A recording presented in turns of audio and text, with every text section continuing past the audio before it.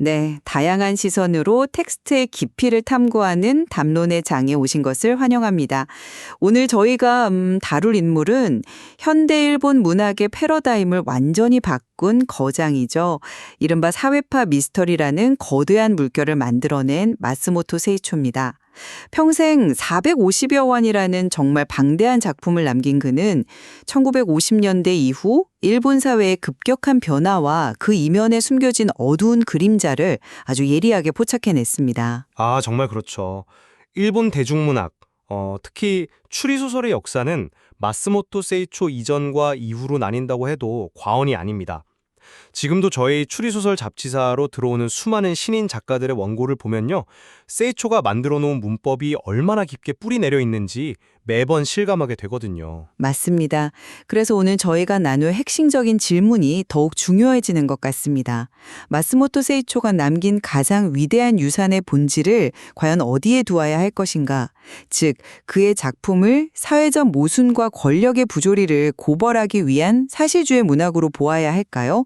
아니면 추리소설이라는 장르의 구조 자체를 혁신한 미스터리 문학의 진화로 평가해야 할까요? 아주 흥미롭고 또 묵직한 주제네요. 저는 오늘 이 담론에서 후자의 입장을 대변해 보려고 합니다. 세이초가 지닌 사회적 통찰력은 당연히 존중하지만 그의 진정한 위대함은 기존의 수수께끼 풀이 중심이었던 미스터리의 공식을 깨고 그 왜 범죄를 저질렀는가, 즉 동기를 장래의 핵심 동력으로 편입시킨 미스터리 혁신가라는 점에 있다고 생각하거든요. 편집장님의 시각도 무척 기대가 됩니다. 저는 세이초의 전기를 지필하며 그의 삶의 궤적을 오랫동안 쫓아온 작가로서 조금 다른 쪽의 방점을 찍고 있습니다. 제게 세이초는 빈곤과 전쟁 등 참혹한 현실을 온몸으로 겪어낸 사회 비평가이자 역사가입니다. 그에게 추리소설이라는 형식은 전후 일본의 짙게 깔린 검은 안개를 폭로하기 위해 선택한 날카로운 도구였을 뿐이라는 게 제 입장입니다. 작가님께서 평전을 쓰시면서 세이초의 인간적인 면모를 아주 깊이 파고드셨으니까요. 그 시대적 배경이 작가에게 미친 영향부터 먼저 짚어주시면 좋을 것 같네요.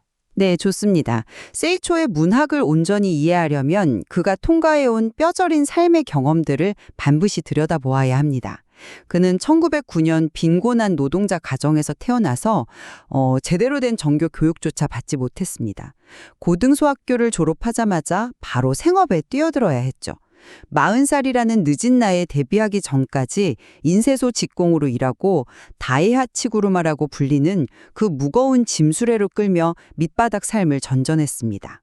40살 데뷔라는 건 당시 문단에서도 그리고 지금 기준으로 봐도 상당히 늦은 출발이긴 하죠. 그만큼 현실의 무게를 아주 오래 짊어지고 살았다는 방증일 텐데요. 네, 게다가 제2차 세계대전 말기인 1944년에는 조선의 정읍과 용산 등지에서 위생병으로 복무하기도 했습니다. 군대라는 가장 억압적인 조직에서 그것도 패전이 짙어지던 시기에 참상을 두 눈으로 직접 목격하신 거죠. 그곳에서 세이초는 파시즘의 폭력성, 군부의 부조리, 그리고 전쟁이라는 거대한 폭력이 개인을 어떻게 짓밟는지를 생생하게 확인했습니다. 이런 삶을 살아낸 사람에게 문학이 그저 한가로운 지적 유의나 퍼즐 맞추기일 수 있었을까요? 저는 불가능하다고 봅니다. 작가님 말씀처럼 그가 철저한 리얼리스트가 될 수밖에 없었던 배경에는 전적으로 공감합니다. 하지만 그 리얼리즘이 대중적으로 빛을 발할 수 있었던 건 결국 추리소설이라는 튼튼한 장르적 뼈대가 있었기 때문입니다. 1950년대까지 일본 추리소설계를 지배했던 흐름을 한번 떠올려 보시죠. 에도가와 람포로 대표되는 이른바 본격파 미스터리의 시대였잖아요. 아, 그렇죠. 기상천외한 밀실 트릭이라던가 낡고 기괴한 서양식 저택에서 벌어지는 연쇄살인 같은 것들이 주류였죠. 맞습니다. 현실에는 존재할 것 같지 않은 천재 명탐정의 활약, 이런 것들이었죠. 독자들은 이러한 지적 퍼즐에 열광하기도 했지만 동시에 현실과 완전히 동떨어진 이야기에 점점 피로감을 느끼고 있었습니다. 바로 그 타이밍에 세이초가 등장한 겁니다. 닫혀있던 밀실의 문을 부수고 범죄를 현실의 거리로 끌어내었다는 점은 저도 훌륭한 문학적 성취라고 생각합니다만 이건 단순한 성취를 넘어선 장르의 혁명이었어요. 범죄가 일어나는 무대를 기차역이나 관공서처럼 평범하고 일상적인 공간으로 옮겼다는 말씀이시군요. 네, 철저하게 개방된 공간으로요. 1958년작 점과 선을 보면 도쿄역 13번과 15번 플랫폼 사이에서 특급 열차가 보이는 단 4분간의 틈을 이용한 알리바이 트릭이 등장합니다. 실제 열차 시간표를 활용해서 독자들을 경악하게 만들었던 그 유명한 트릭이죠. 저도 어릴 때 그 소설을 밤새워 읽으면서 시간표를 같이 맞춰보던 기억이 생생한데요. 여기서 중요한 건 세이초가 밀씨를 없앴을 뿐이지 퍼즐의 요소 자체를 포기한 건 결코 아니라는 점입니다. 오히려 누가 혹은 어떻게에만 머물러 있던 미스터리의 초점을 왜? 라는 인간의 내면과 사회적 동기로 확장시키면서 서스펜스의 질을 비약적으로 끌어올린 마스터라고 봐야 합니다. 편집장님께서 말씀하신 그 수사 과정과 트릭의 쾌감, 저도 독자로서 정말 좋아합니다.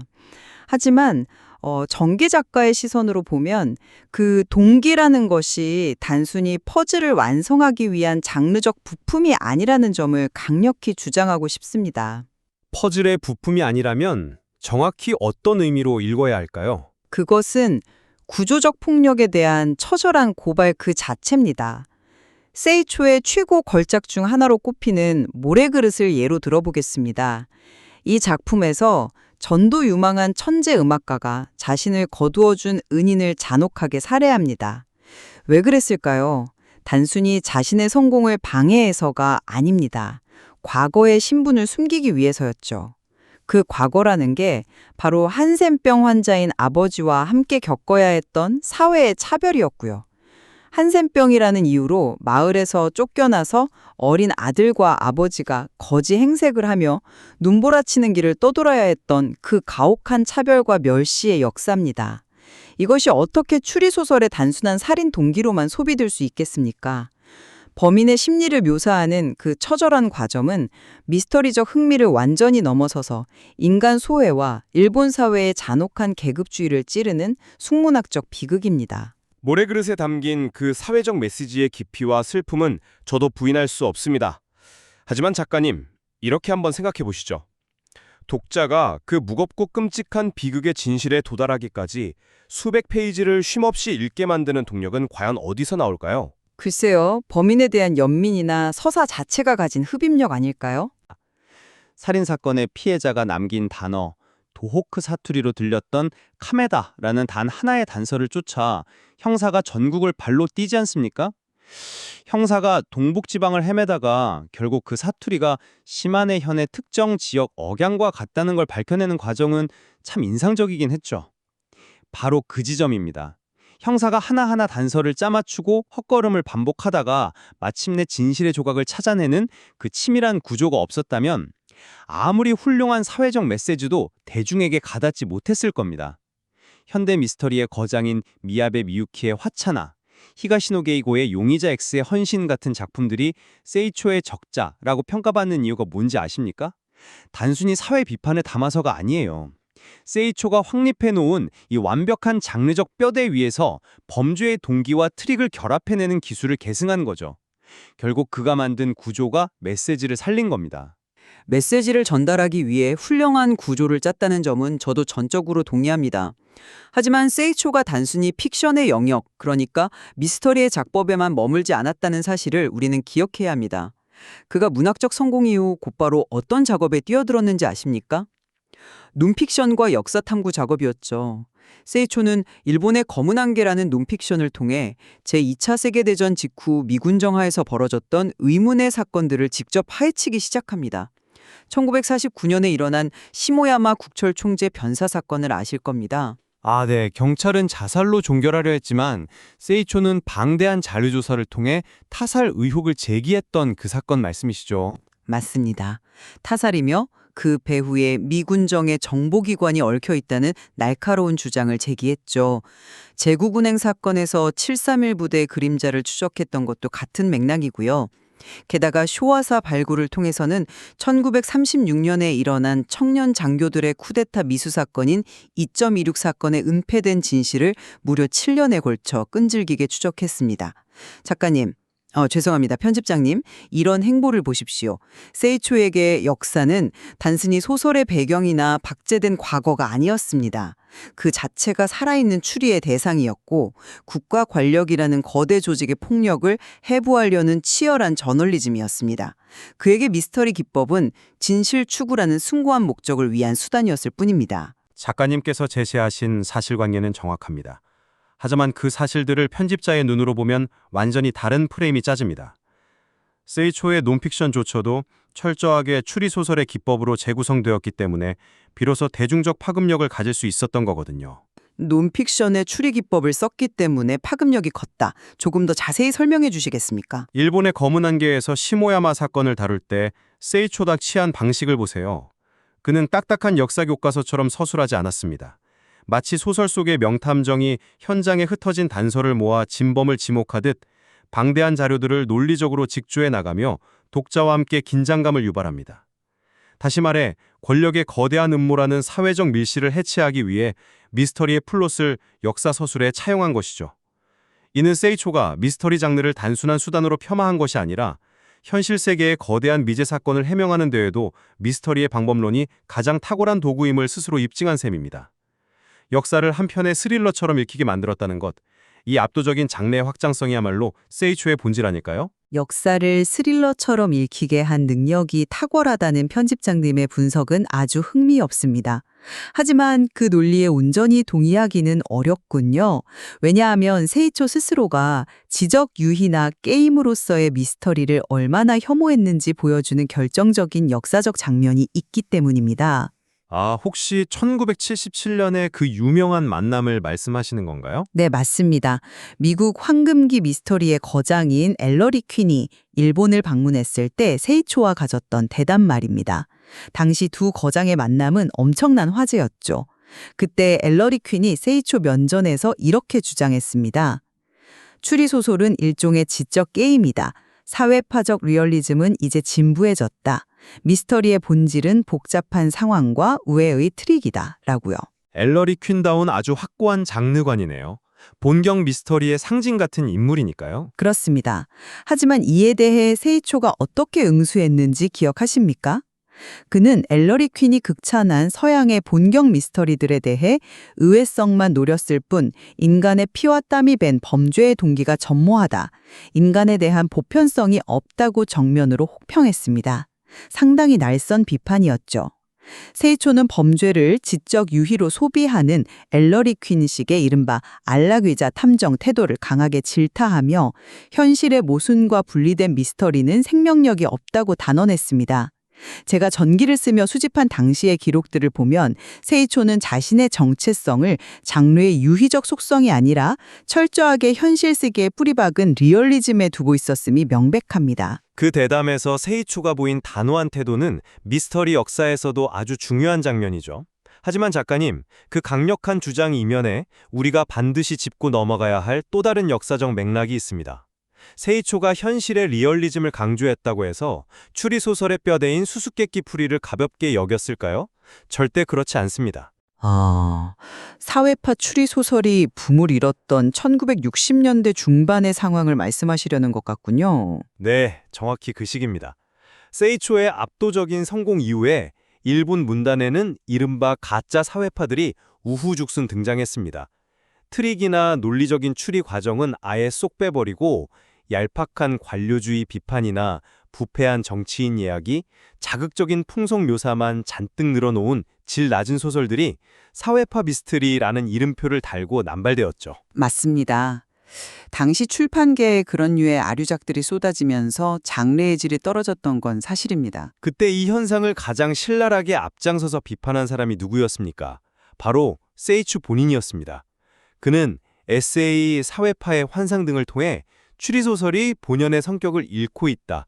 본격은 본격으로 돌아가야 한다고 매섭게 일갈했습니다. 풍속 묘사에 치우친 가짜들을 질타하며 이른바 네오본격, 즉 신본격을 제창한 분이 바로 세이초예요. 세이초가 조악한 모방작들을 비판한 것은 저도 동의합니다. 하지만 그것은 트릭 자체가 목적이 되어야 한다는 뜻이 아니었습니다. 사회 비판이라는 무거운 주제를 지탱하려면 그에 걸맞은 견고한 서사 구조가 필요하다는 장인으로서의 일침이었죠. 그 장인 정신이 바로 미스터리 본연의 골격을 지켜낸 겁니다. 세이초가 트릭과 논리의 중요성을 역설했기 때문에 이후 1980년대 시마다 소지나 아야스지 유키토 같은 걸출한 작가들이 등장하는 신본격파의 부흥이 가능했던 겁니다. 세이초는 뼈대 없는 사회 비판을 오히려 문학적 퇴보로 보았고 미스터리 장르의 진화를 스스로 보호한 수호자였습니다. 세이초가 서사 구조를 중시했다는 편집장님의 지적은 타당합니다. 자, 대화가 무르익었는데요. 저는 세이초 문학의 궁극적인 지향점이 어디를 향하고 있었는지를 다시 한번 묻고 싶습니다. 그의 초기 대표작인 제로의 초점을 한번 떠올려 보시죠. 눈보라치는 호쿠리쿠의 절벽 묘사가 아주 인상적인 작품이죠. 시산한 분위기가 텍스트를 완전히 압도하죠. 결혼 직후 실종된 남편의 행적을 쫓는 아내의 시선으로 서사가 전개되지만 결국 밝혀지는 참혹한 진실의 뿌리는 어디에 있습니까? 패전 직후 미군 점령기 당시 생계를 위해 미군을 상대로 몸을 팔아야 했던 이른바 팡팡걸들의 아픈 역사에 맞닿아 있습니다. 상류층 부인으로 신분을 세탁한 여성들이 자신의 과거를 감추기 위해 저지르는 연쇄살인. 이것은 개인의 사이코패스적인 악애가 아닙니다. 전쟁이 남긴 거대한 상처와 가부장적 사회가 강요한 억압이 만들어낸 구조적 참상입니다. 세이초는 이런 방식으로 전후 일본의 고도 경제 성장기 이면에 도사린 도덕적 파산과 집단적 허무주의를 응시했습니다. 이 깊고 묵직한 시대적 고뇌를 단순한 미스터리 장르 구조의 승리로 축소하는 것은 작가가 평생을 바쳐 짊어진 십자가를 너무 가벼이 여기는 것 아닐까요? 작가님, 저는 세이초의 그 치열한 시대적 고뇌를 결코 가벼이 여기지 않습니다. 오히려 그 무거운 고뇌가 대중이라는 거대한 바다에 무사히 닿을 수 있었던 이유가 바로 그가 고안한 치밀한 미스터리 구조 덕분이라는 점을 다시 한번 강조하고 싶은 겁니다. 순수문학이 종종 난해함과 엘리트주의에 빠져서 소수의 지식인 독자들에게만 맴돌 때 세이초는 가장 대중적이고 흥미로운 추리소설이라는 그릇을 선택했습니다. 누군가 살해당하고 숨겨진 진실을 추적하며 기발한 알리바이를 깨부수는 그 경이로운 서스펜스가 있었기에 수백만 명의 평범한 독자들이 제로의 초점에 눈 덮인 절벽을 상상하고 점과 선을 밤새워 읽으며 전후 일본의 어둠을 직면하게 된 것입니다. 듣고 보니 흡입력 있는 플롯이 독자를 진실 앞으로 이끌었다는 점은 확실히 부인할 수 없군요. 터버리기 십상입니다. 그런 의미에서 세이초는 추리소설을 인간의 본성과 사회의 이면을 탐구하는 가장 강력한 문학적 도구로 격상시킨 역사상 가장 위대한 설계자 중 한 명이라고 저는 확신합니다. 설계의 위대함에 대해서는 저 역시 깊이 공감합니다. 오늘 편집장님과의 팽팽한 논쟁을 통해 마스모토 세이초라는 거장이 남긴 방대한 유산을 훨씬 더 입체적으로 되돌아보게 되었습니다. 결국 세이초의 작품은 일본 근현대사의 짙은 그림자, 전쟁의 끔찍한 상흔, 그리고 겉보기에 화려했던 경제 성장기의 모순을 고스란히 담아낸 거대한 시대의 거울입니다. 가난과 차별 속에서 성장한 그가 도달한 최종적인 기착지는 억눌린 인간과 부조리한 사회에 대한 깊은 연민과 매서운 비판에 있다고 저는 요약하고 싶습니다. 네, 작가님께서 짚어주신 세이초의 그 투철한 사회적 의식과 약자에 대한 연민은 언제나 존경받아 마땅하죠. 하지만 저는 제 입장을 이렇게 정리하며 마무리하고 싶습니다. 그 깊고 매서운 메시지가 수십 년의 세월을 뛰어넘어 오늘날의 독자들에게까지 닿을 수 있었던 것은 그가 창조해낸 완벽한 서스펜스와 치밀한 장르적 혁신 덕분이라는 사실입니다. 그는 추리소설이라는 대중적 형식을 통해 인간 심연을 성공적으로 탐구해낸 위대한 미스터리 문학의 진화 그 자체입니다. 우리가 강조하는 방점은 분명 다르지만 오늘 대화를 통해 하나의 흔들림 없는 공통의 합의점에는 도달한 것 같습니다. 마스모토 세이초는 이른바 순문학과 대중문학이라는 오랜 이분법적 장벽을 완전히 무너뜨린 작가라는 사실 말입니다. 그는 범죄를 푸는 추리소설을 단순한 퍼즐 게임에서 인간 본성과 사회 구조를 해부하는 가장 날카로운 문학적 무기로 바꾸어 놓았습니다. 전적으로 동의합니다. 오늘날 우리가 서점 매대에서 만나고 사랑하는 수많은 훌륭한 현대 미스터리 소설들은 모두 세이초가 땀 흘려 개척해놓은 그 튼튼한 토양 위에서 피어난 꽃들이라고 해도 과언이 아니죠. 청취자 여러분께서도 오늘 다룬 마스모토 세이초의 방대한 텍스트 속에 직접 뛰어들어 보시기를 강력히 권합니다. 네, 텍스트 속에 짙게 깔려있는 그 검은 안개를 스스로 추리해 보시면서 세이초가 던진 묵직한 질문들을 직접 대면해 보시는 것도 큰 즐거움이 될 것입니다. 그를 위대한 시대의 고발자로 볼 것인지 아니면 천재적인 미스터리 장르의 혁신가로 볼 것인지는 결국 책을 덮는 순간 청취자 여러분 스스로가 내리실 판단에 맡기겠습니다. 다양한 시선으로 텍스트의 깊이를 탐구하는 담론의 장, 오늘 저희가 준비한 지적 여정은 여기서 마치겠습니다. 함께해 주셔서 감사합니다.